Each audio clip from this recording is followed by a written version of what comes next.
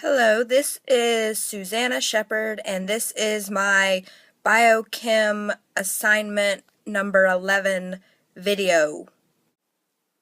The question the authors are addressing in this scientific article is whether the design of artificial self-sufficient flavoprotein monooxygenases is possible.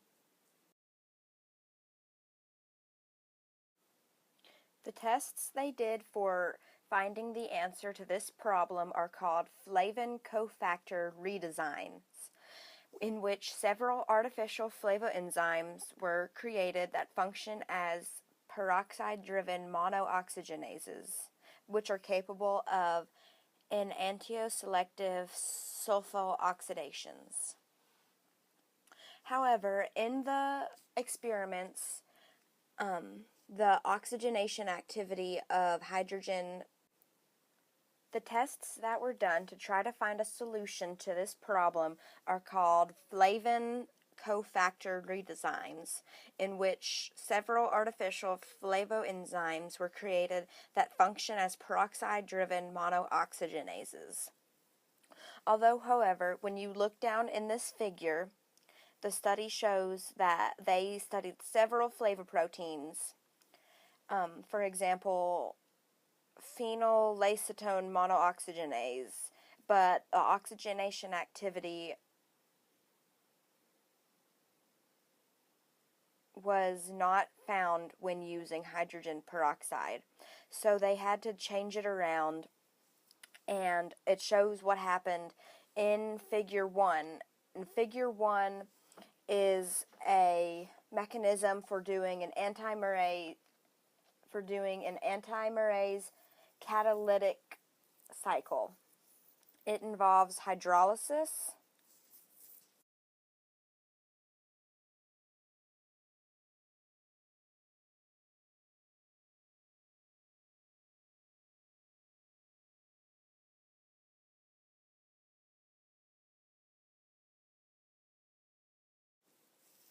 Table 1 shows the efficiency of different subjects used in this experiment to find the results that fit best. The different flavins can react with different sulfins, and they are able to convert with a higher yield than with just one flavin. The enzymes are also stereospecific.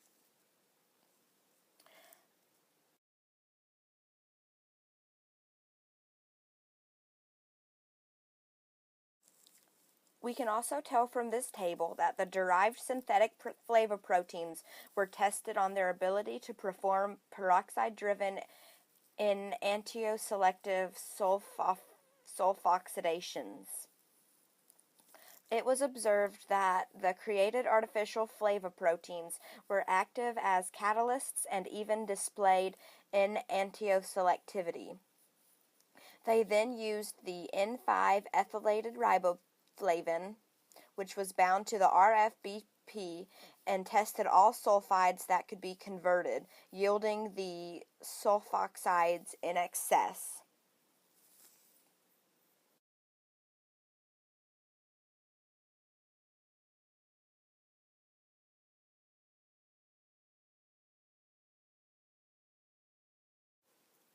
This figure is a part of the in silico study that was observed in this scientific paper.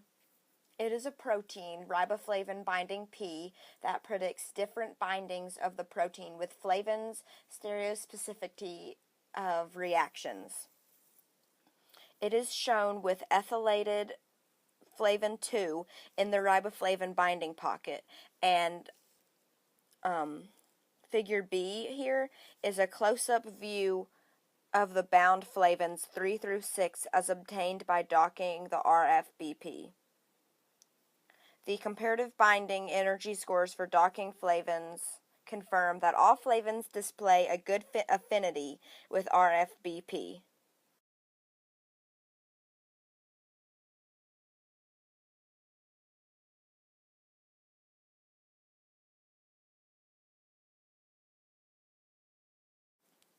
In conclusion, the study does show that by cofactor design, novel flavin-containing bicatalysts can be generated.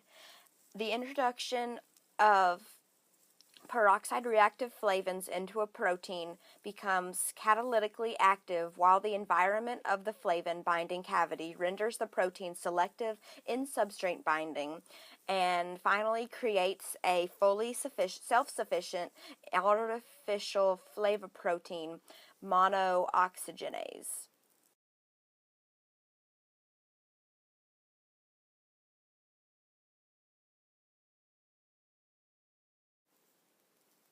In conclusion, the study does show that by cofactor design, novel flavin-containing bicatalysts can be generated. By introducing peroxide reactive flavins into a protein, it becomes catalytically active while the environment of the flavin binding cavity renders the protein selective in substrate binding, thus creating a fully self-sufficient artificial flavoprotein monooxygenase. Also, it is worth noting that this approach of enzyme engineering does not depend on the availability of an active enzyme as a starting point. The RFVP does not display any catalytic activity. The RFBP can be obtained from chicken eggs in huge quantities, while riboflavin is relatively cheap and its alkylation is easy. By this, it was possible to obtain both enantiomers as a set of sulfoxides, albeit with moderate optical purities values. The end.